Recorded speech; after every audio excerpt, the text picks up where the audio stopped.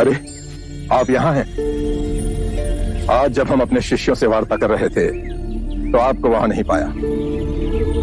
मैं वहां उपस्थित नहीं रहना चाहता था। क्यों?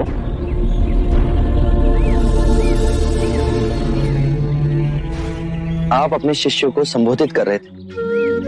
यदि स्वाभाविक कोई प्रश्न मेरे मन में जागता तो आपके शिष्यों के सामने उसे पूछना आपको दुविधा में डाल सकता था।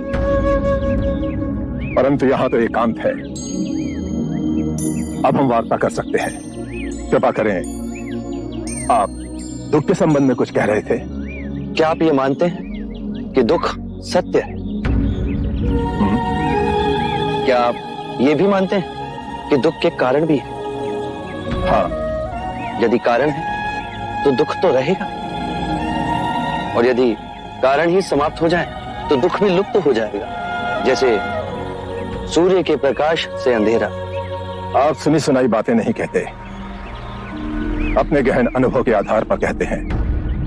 आप धर्म और सिद्धांत की नहीं, देखी हुई बातें कहते हैं। आपने कहा कि मुक्ति का मार्ग है अपने विवेक को जगाना और गूढ़ ध्यान में लिप्त हो जाना, जिससे मनुष्य स्वयं को और इस संसार को भली भांति समझ सकता है।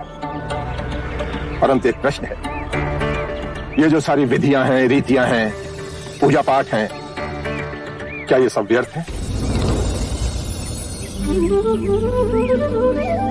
यदि कोई व्यक्ति इस नदी के दूसरे किनारे पर जाना चाहे तो वो क्या करे?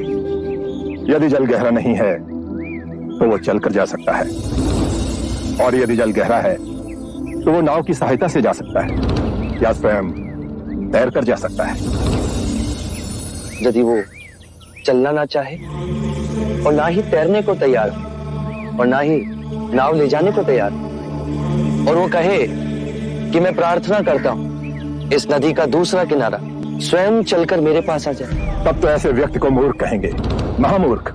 इसी प्रकार यदि व्यक्ति अज्ञान और भ्रांति को अपने विवेक से मिटाएगा नहीं तो परम आनंद और मुक्ति के दूसरे छोर पे कैसे पहुंच पाएगा? चाहे वो पूजा करे या अनुष्ठान या व्रत करे या किसी नीति पर चले, वो इस किनारे ही रहेगा।